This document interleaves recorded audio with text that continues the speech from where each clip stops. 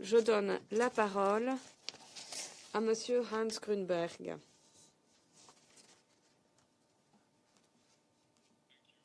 Merci, Monsieur le Président. Monsieur le Président, qu'il me soit permis d'emblée de souhaiter une chaleureuse bienvenue aux membres nouvellement élus du Conseil de sécurité. J'attends avec intérêt de nouer une coopération constructive avec eux dans la période à venir. Monsieur le Président, au fil des derniers mois, le Yémen a connu une vague de changements rapides et majeurs qui ont refaçonné les principales dynamiques politiques et sécuritaires à l'œuvre.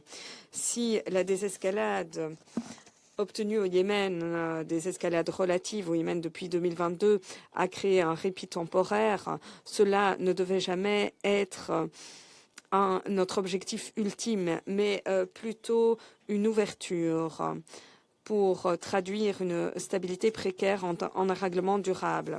Je n'ai cessé de le souligner auprès des membres du Conseil. Les événements dans le sud du Yémen démontrent à quel point cet équilibre délicat peut être bouleversé rapidement et la nécessité d'enclencher un processus politique crédible. En l'absence d'une approche globale prenant en compte toutes les difficultés que rencontre le Yémen, au lieu de l'isoler, le risque de cycle de déstabilisation devrait perdurer. Ces derniers jours, la désescalade militaire et la stabilisation étaient observées. Toutefois, les conditions de sécurité dans certains pans du sud du pays demeurent difficiles. En décembre, les forces affiliées au Conseil de transition du Sud ont voulu étendre leur présence à Hadramout et Al-Mara. Et début juin, des forces proches du gouvernement, dont les Nation Shield Forces, avec le soutien du Royaume d'Arabie Saoudite, ont repris le contrôle des deux provinces et puis se sont déployés à Aden et dans d'autres zones du gouvernement pour sécuriser les infrastructures administratives, économiques et militaires. Toutes ces évolutions étaient de pair avec des ajustements quant aux nominations postes politiques et aux décisions de commandement au niveau national et local.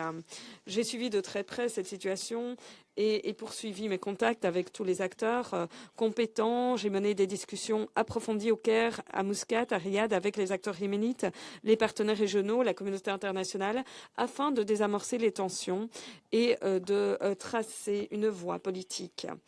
Je me félicite des efforts régionaux et nationaux face à cette situation par le biais du dialogue.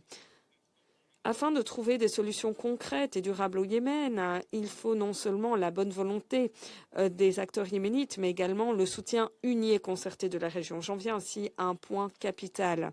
L'avenir du Sud ne saurait être déterminé par un seul acteur ou par la force. En définitive, il incombe aux Yéménites, et notamment à toute la diversité de la population du Sud, de prendre à bras-le-corps cette question de longue date et de la régler. L'initiative du président Al-Halimi d'organiser un dialogue qui sera accueilli par le Royaume d'Arabie Saoudite avec plusieurs acteurs du Sud serait l'occasion de traiter de cette question grâce à un engagement politique. Un tel dialogue reflète l'importance de délibérations inclusives et internes afin de dégager un consensus et de préparer un processus politique pour l'ensemble du Yémen sous les auspices de l'ONU. Tous ces efforts diplomatiques et politiques doivent être jaugés à l'aune de la réalité quotidienne des Yéménites.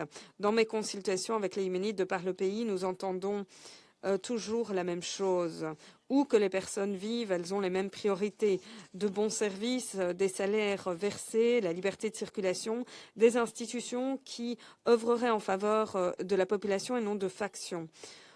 Aux yeux de nombreux Yéménites, l'instabilité se ressent avant tout dans l'économie, notamment la flambée des prix du jour au lendemain, les versements de salaires reportés sans cesse, les services de base qui s'effondrent, alors que l'économie est déjà précaire et que les ménages sont dans une situation très difficile. L'instabilité sécuritaire et politique de courte date peut entraîner des pressions sur les devises, peut accroître la marge de manœuvre budgétaire ou encore avoir des effets sur les réformes. J'exhorte le gouvernement à poursuivre les réformes économiques, ce qui est essentiel à la stabilité et à la confiance. Monsieur le Président, toutes ces priorités démontrent une réalité plus vaste. Les écueils politiques, économiques et sécuritaires du Yémen sont indissociables. Des progrès dans un domaine ne pourront perdurer sans progrès dans les autres. La question du Sud est étroitement liée à celle de la configuration future de l'État, des modalités de sécurité, de la gouvernance économique.